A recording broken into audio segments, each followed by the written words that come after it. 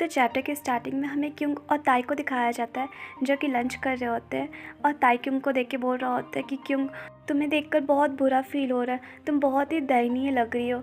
उसके बाद बोलता है कि पता है क्युंग आजकल मुझे बहुत ही बुरे बुरे सपने आते हैं। तो क्युंग बोलती है कि मुझे जो सपने आते हैं उसके कंपेयर में कुछ भी नहीं होगा।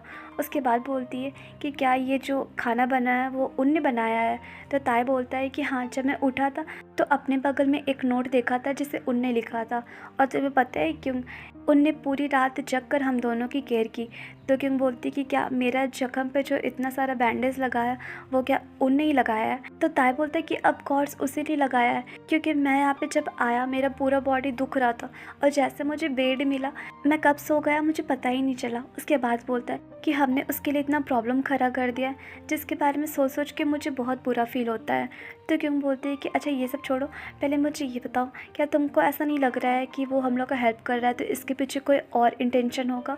तो ताई बोलता है कि हाँ, हो भी सकता है और नहीं भी, क्योंकि हमारा अभी ऐसा करंट सिचुएशन है कि हम लोग किसी पे आसानी से बिलीव नहीं कर सकते। लेकिन क्यों मैं तुम्हें एक बात बोलना चाहूँगा, कभी कभी लोग जो दया करते हैं उस पर हमें भरोसा करना चाहिए, क्योंकि अगर उनका कोई अलग इंटेंशन होता तो आज सुबह तक हम लोग जीवित नहीं बचते या फिर हम लोग किसी और के प्लेस पे होते या फिर कहीं और भी हो सकते थे।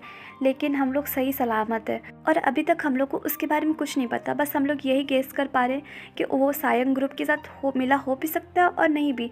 उसके बाद बोलता है कि वो अभी तो एक स्टूडेंट है और हमसे मिले हुए और हमें जाने हुए ज़्यादा टाइम नहीं हुआ, फिर भी उसने हम लोग की हेल्प की, जो कि बहुत ही साहस वाला काम है, क्योंकि इस सिचुएशन में अच्छे अच्छे लोग मदद नहीं कर पाते। फिर भी उसने किया तो हम लोग को उसके बारे में अभी ऐसा कुछ नहीं सोचना चाहिए, और वो भी उसने सिर्फ हमारी फ्रेंडशिप के लिए इतना कुछ किया है। तो क्यों बोलती कि ठीक है, मैं भी ऐसा सोचती हूँ। और वो लोग आपस में ऐसे बात कर ही रहे होते तभी वहाँ पे उन आ जाता है, जिसको देख के बोलते हैं कि उन तुम तो स्कूल गए थे ना, तो तुम इतना जल्दी घर कैसे आ गए। तो उन बोलता है क्योंकि आज मेरा एग्ज़ाम था, तो एग्ज़ाम का दिन तो जल्दी छुट्टी हो जाता है क्योंकि एग्ज़ाम जल्दी ख़त्म हो जाता है। उसके बाद उन बोलता है कि दाग्यूं, लेकिन तुम आज इतनी जल्दी कैसे उठ गई और तुम्हारा हाथ तो मूव भी नहीं कर पा रहा है। तो ताई बोलता है कि वो फूड मॉन्स्टर है, जब भी उसे खाना का स्मेल आता है वो अचानक से अचानक उठ जाती है और उसके बॉडी में जान भी आ जाता है। उसके बाद उन पूछता है कि ये खाना कैसा लगा। तो क्यों बोलती है कि बहुत ही डिलीशियस था। वैसे मुझे समझ नहीं आता कि तुम इतना अच्छा कुकिंग कैसे कर लेते हो, और मेरे सर्वाइवल स्किल्स के कंपेयर तुम्हारा सर्वाइवल स्किल बहुत अच्छा है। तो उन बोलता है कि बस हो जाता है। और ऐसे बोल ही रहा था तभी क्यों उसके पास चल के आ रही होती है। तो उन उसे संभालता है और बोलता है कि धाग्यों, तुम सही से चल भी नहीं पा रही हो तो फिर क्यों उठ के आ रही हो, जाके आराम से बैठो। तो क्यों उसके क्लोज आकर उसका गाल टच कर रही होती है। तो पीछे से ताई ये सब देख के शॉक्ड हो जाता है और बोलता है कि गाइस तुम लोग क्या कर रहे हो। तो क्यों बोलती है उन तुम्हारे फेस को क्या हुआ है, ये चोट कहाँ से लगी। तो ताई भी आके देखता है, बोलता है कि हाँ यहाँ तो चोट लगी, पर कैसे तुम्हें ये चोट लगी है, क्या तुम भी हमारी तरह बदमाश आदमियों से पीटे हो। तो उन बोलता है कि हे ये सब बकवास बंद करो।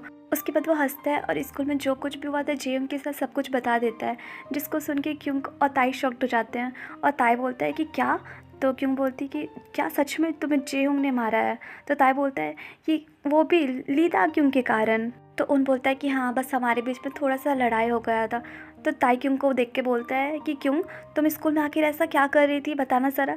तो क्यों बोलती है कि मैं तो ऐसा कुछ नहीं की। उसके बाद उन बोलता है कि मुझे पता है कि जेम क्यों को लेके बहुत चिंता में है, पर मुझे ये थोड़ा सा वियर्ड लग रहा है। तो ताई बोलता है कि हाँ, वियर्ड जैसा तो लग रहा है, क्योंकि उसे कैसे पता कि क्यों के साथ कुछ हुआ है। उसके बाद ताई बोलता है कि क्या तुम उससे बताए कि हम लोग तुम्हारे घर में। तो उन बोलता है कि हाँ मैंने बता दिया।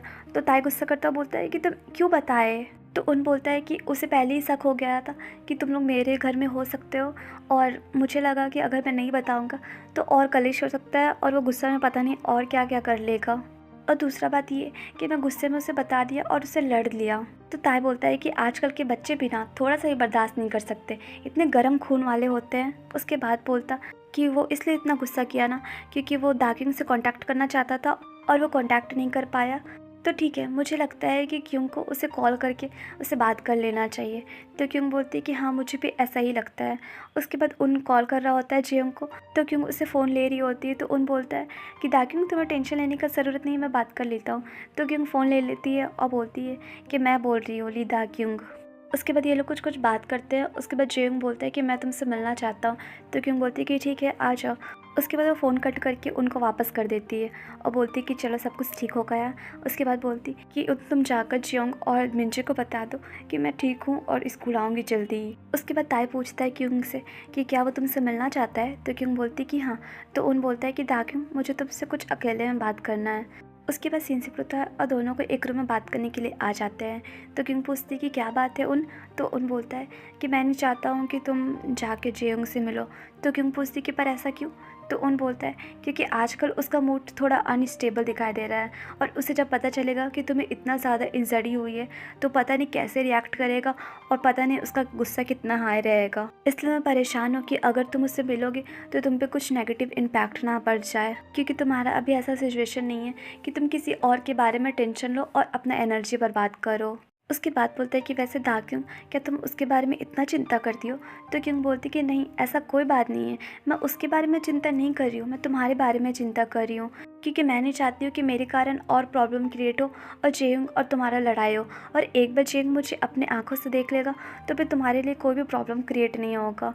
समझ गए, इसलिए मैं ये कर रही हूँ। उसके बाद बोलती कि तुम्हारा कुकिंग स्टाइल बहुत अच्छा है, मुझे तुम्हारा फूड खाकर बहुत अच्छा लगा, तो उसके लिए बहुत बहुत थैंक्स। तो उनको ये सुन के बहुत अच्छा लगता है और स्माइल करने लगता है। उसके बाद बोलता है कि ठीक है, जब तुम जेयोंग से मिलने जाओगी बातचीत हो जाएगा तो मुझे बता देना, मैं लेने आ जाऊँगा। तो क्यों कुछ नहीं बोलती और सोचती है कि आखिर ये लड़का इतना ज़्यादा खुश क्यों है। उसके बाद सीन शिफ्ट होता है और हमें दिखाया जाता है जेयोंग को, जो कि रात में क्यों का आने का वेट कर रहा होता है और तभी देखता है कि सामने से क्यों आ रही होती है, जो कि इतनी गर्मी में विंटर का कपड़ा पहनी हुई है। उसके बाद क्यों पूछती है कि तुम मेरे से क्यों मिलना चाहते थे। तो जेयोंग उसके पास जाकर बोलता है कि क्या तुम ठीक हो और तुम इतनी गर्मी में इस तरह का कपड़ा क्यों पहनी हो और अपने आप को इस तरह से ढक के क्यों रखी हो।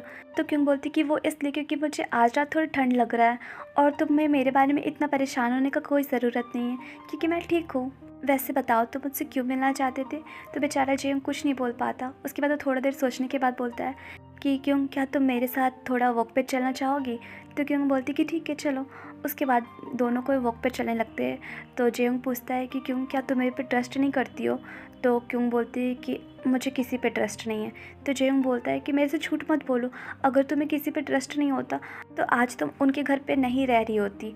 तो क्यों ये सुन के थोड़ा ब्लैंक हो जाती है।